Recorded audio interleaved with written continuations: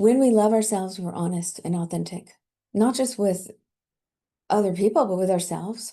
When we love ourselves truly, we don't put up with we don't put up with reoccurring low-handed offers in a relationship.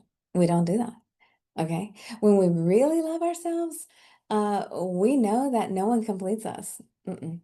And no culture can tell us that staying is better than abandoning. Staying is better and abandoning ourselves is better than leaving, and being and rescuing ourselves.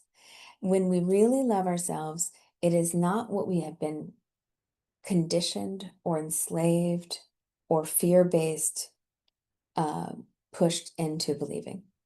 When we really love ourselves, we choose our relationships from inspiration, from mutual respect, kindness, peace, love, joy, harmony.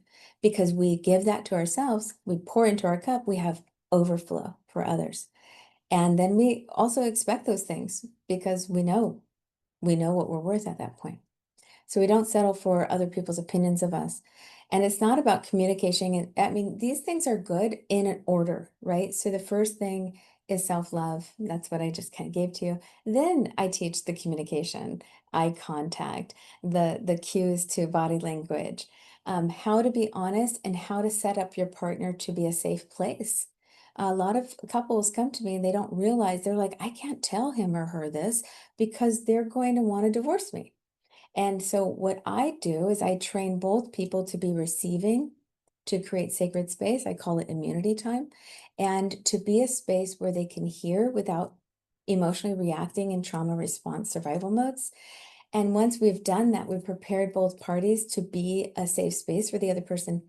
Then we practice the honesty in increments with objective force there. Doing this alone is like, it's like a one-man band. It's hard to do 10 instruments, right? So anyway, setting boundaries, going on vacation together, having dates. There's the 777 thing that, is popular on Instagram. Like go on a date with your partner once a week, and then every seven yeah, every 7 days go on a date, and then every 7 weeks go on a weekend away, and every 7 months do like a few days novel experience, for you both. That's all good news and great, but I've never met a couple that came back from Hawaii fixing their 10 years of problems. Never. It is actually out of divine order, and oftentimes the vacation made it even more obvious afterwards, and there's often a breakup or something that happens when they get back because it didn't solve it. Okay. Gift giving, open-minded. Oh, be open-minded, open up the relationship. I have worked with couples and I'm not, I don't put my own yeah, judgment on what I think, someone else should do. But I can tell you that all of the couples I've worked with, I have never seen an open relationship work out. And boy, did I try. I told them, if you're going to go that way, just know I've never seen it actually give more than what it takes away from the marriage or the relationship. I've never seen it give more, ever. And there's a famous person who just went through that, Regan Hillier, who's now sharing. And I just hope I could help her someday. But she's already got it. She's already got it. But I knew when I heard that was maybe the situation, that there was going to be pain coming because when we are, so there's energetics about that, but I'll talk about that later. So get a hobby, don't put everything in the bucket of the relationship. Make sure you stay, doing your girls' things or the guys' things.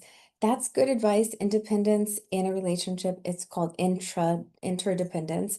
I'm sorry, is really healthy. We'll talk about that. Forgiving. What if the person is still doing the thing to you? Is that really good advice? It's not good advice. Okay. Forgiving.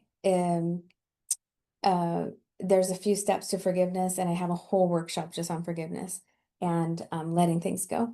So we'll go forward. Here's a big, big part I want you to know and hear and feel.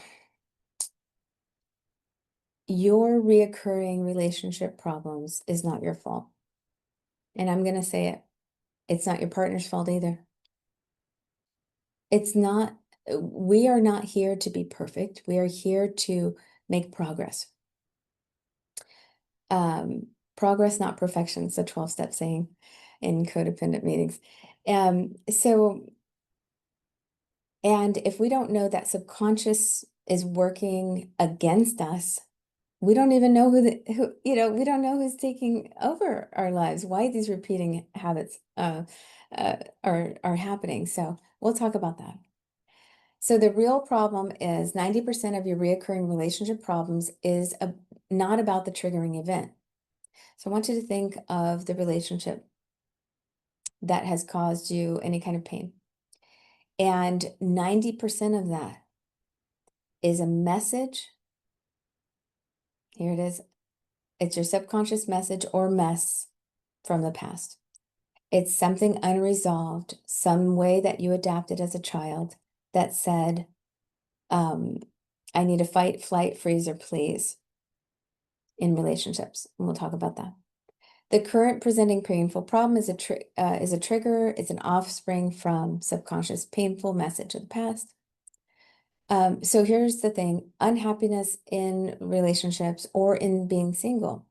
If we stay single longer and longer and longer, time doesn't pass and we get better. So trauma and unresolved drama actually, we find ways to confirm that this is true instead of deny.